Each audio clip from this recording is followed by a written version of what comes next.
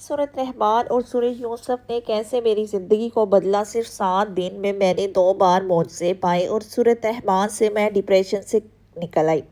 یہ کہانی میری ایک جاننے والی کی ہے، اس کی کہانی، اس کی زبانی۔ انہوں نے مجھ سے کہا کہ میں اپنی یوٹیوب فیملی سے یہ بات شیئر کر سکتی ہوں، انہیں بہت اچھا لگے گا۔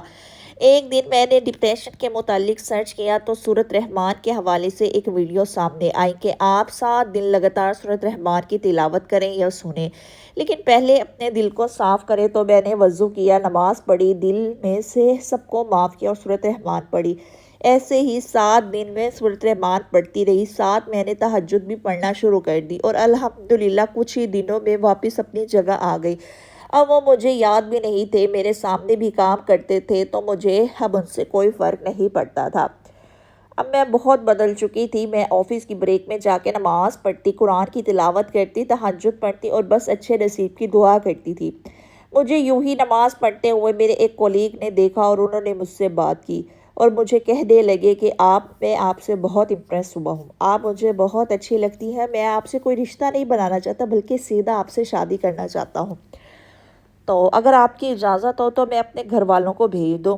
یہ انسان ہر لحاظ سے پہلے والے سے بہتر تھا۔ جب بھی وہ مجھ سے بات کرتا اس کی آنکھوں میں حیا ہوتی، عزت ہوتی، سب سے بڑھ کے وہ مجھے اپنی عزت بنانا چاہتے تھے۔ لیکن کچھ ایسا ہوا کہ آفس میں کسی نے انہیں میرے پہلے رشتے کے بارے میں بتا دیا، تو نہ جانے کیا کیا باتیں کر کے اسے مجھ سے بدگمان کر دیا۔ اب وہ مجھے بالکل ہی بدل گئے، وہ مجھ سے بات بھی نہیں کرتے تھے اور اب شادی کی بات بھی نہیں کرتے تھے۔ میں بہت پریشان تھی، میں نے اللہ سے رو رو کے دعا کی کہ یا اللہ مجھے میرے گناہوں کی اتنی بڑی سزا تو نہ دے، میں مانتی ہوں میں گنہگار ہوں، لیکن پلیز مجھے معاف کر دے اور مجھے یہ انسان دے دے میرا محرم بنا کے۔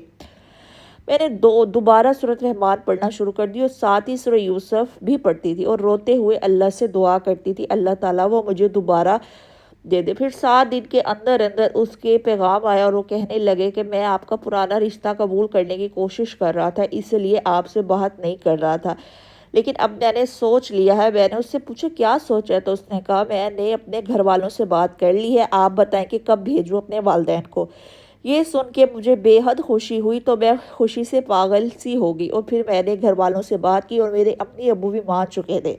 اس کی فیملی بھی ہمارے پاس آئی اور وہ بہت ہی اچھی فیملی تھی۔ پچھلے ماہ ہماری منگنی ہو گئی ہے اور اب اگلے سال ہماری یہ 2026 ہے، اب اس میں شادی بھی الحمدللہ۔ دیکھیے جب ہم اللہ پہ یقین کرتے ہیں نا کہ کوئی بھی مشکل رستہ ہو، کوئی بھی کام نہ ہو رہا ہو، تو جب ہم اللہ پہ یقین کرتے ہیں نا تو کیسے اللہ پاک نے معجزے کرتا ہے نا آپ سوچ بھی نہیں سکتے۔ وہ کہتی ہے کہ جیسے اللہ نے میرے لیے معجزے کیے ایسے ہی وہ آپ سب کے لیے بھی کرے، آمین۔ جیسے میں اللہ سے مانگتی رہی، اس نے میری دعائیں سن لی، ویسے ہی آپ سب بھی مانگے اور